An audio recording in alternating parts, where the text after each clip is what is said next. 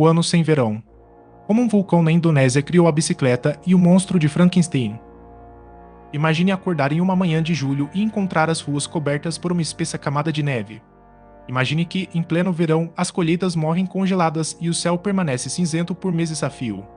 Como um evento geológico do outro lado do mundo pôde mudar a forma como nos locomovemos e criar um dos maiores monstros da literatura mundial. Neste texto, vamos explorar a explosão do Monte Tambora e as consequências drásticas que levaram à invenção da bicicleta e ao nascimento de Frankenstein. Vamos viajar pela Indonésia, pela Europa e pela América do Norte para entender como a humanidade sobreviveu a um dos climas mais hostis da história moderna. O ano de 1816 ficou marcado na história como o ano sem verão. Tudo começou com uma crise climática global de proporções monumentais. A causa foi a erupção catastrófica do vulcão Monte Tambora, ocorrida em 1815. Esse evento lançou toneladas de enxofre na estratosfera, criando o que os cientistas chamam de inverno vulcânico. Esse fenômeno bloqueou a luz solar e causou nevascas históricas em pleno mês de julho, inclusive na região de Nova York. A perda generalizada das colheitas resultou na morte de milhares de cavalos por falta de alimento.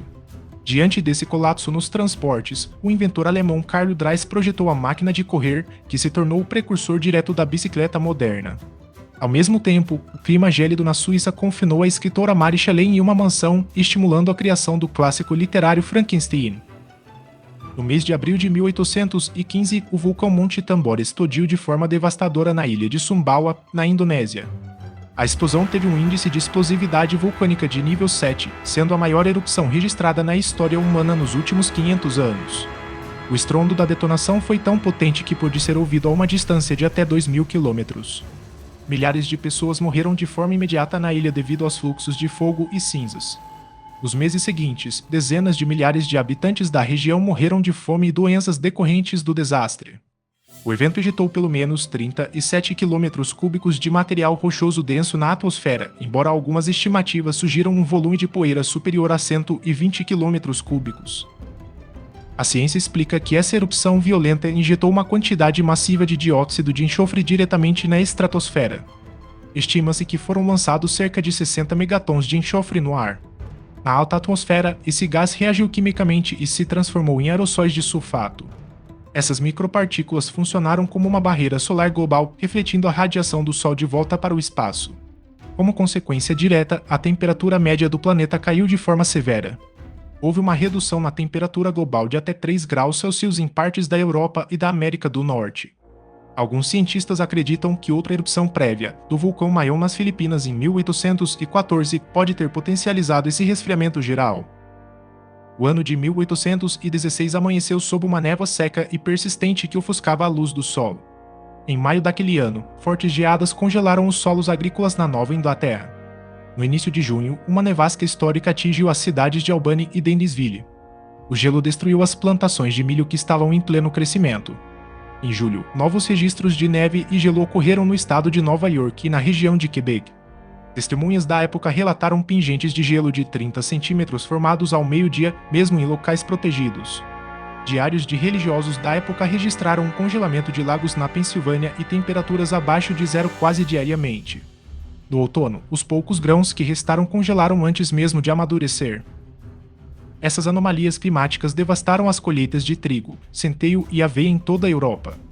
O preço dos alimentos básicos disparou de forma alarmante. Na Alemanha e na Suíça, os preços dos grãos chegaram a triplicar. Para sobreviver, as pessoas passaram a comer ervas daninhas, urtigas fervidas e até pão feito com serragem. Essa crise alimentar afetou gravemente os cavalos, pois a aveia, que era a base da ração dos animais, tornou-se escassa e muito cara. Sem comida, milhares de cavalos morreram de desnutrição. Muitas famílias também precisaram abater seus animais de tração para consumir a carne e não morrer de fome.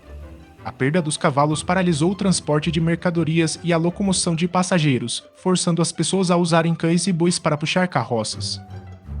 Foi nesse cenário de desespero que o barão alemão Carlo von Drais buscou uma solução para a paralisia dos transportes. Drais era um mestre florestal com formação em matemática e física.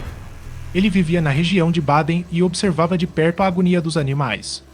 Naquele inverno, ele desenvolveu um veículo inovador de 2 rodas feito de madeira. A máquina pesava cerca de 23 quilos e foi chamada de máquina de correr. O condutor ficava sentado em um selim de couro e se impulsionava empurrando os pés contra o chão. O veículo já utilizava um mecanismo de direção na roda dianteira para manter o equilíbrio. Em 12 de junho de 1817, Drais realizou a primeira demonstração pública em Maine. Ele percorreu um trajeto de cerca de 7 km até uma estalagem postal. A viagem de ida e volta levou pouco mais de 1 hora, atingindo uma velocidade muito superior à de um pedestre normal. Embora exista um debate histórico sobre a real motivação de Drais, o consenso atual é que a crise gerada pelo vulcão Tambora funcionou como um forte catalisador econômico. A escassez de animais acelerou a aceitação prática de sua máquina de 2 rodas. Mais tarde, o invento enfrentou proibições porque os pilotos andavam rápido demais nas calçadas e atropelavam pedestres, o que baniu o veículo das ruas por décadas. Enquanto a fome assolava a Alemanha, a crise climática alterava a história da literatura na Suíça.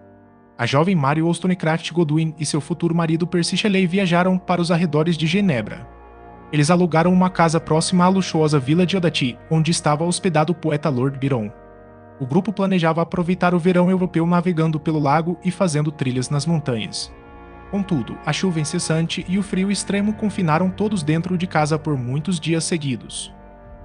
Mary Shelley registrou em suas cartas o impacto das tempestades violentas que assolavam o lago Genebra. O céu permanecia escuro e a densidade das neblinas trazia uma atmosfera de inverno constante. Para combater o tédio dentro da mansão, Lord Byron sugeriu um desafio de escrita de histórias de fantasmas. O ambiente sombrio estimulou profundamente a imaginação de Mary Shelley. Ela teve um pesadelo sobre um cientista que dava vida a uma criatura feita de pedaços de cadáveres.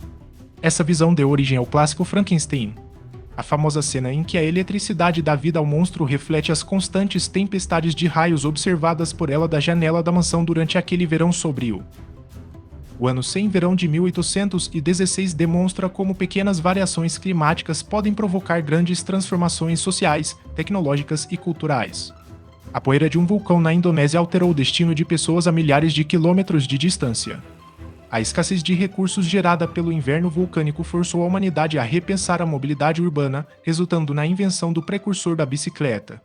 Da mesma forma, o isolamento melancólico provocado pelas chuvas contínuas abriu caminho para algumas das maiores obras da literatura de terror mundial.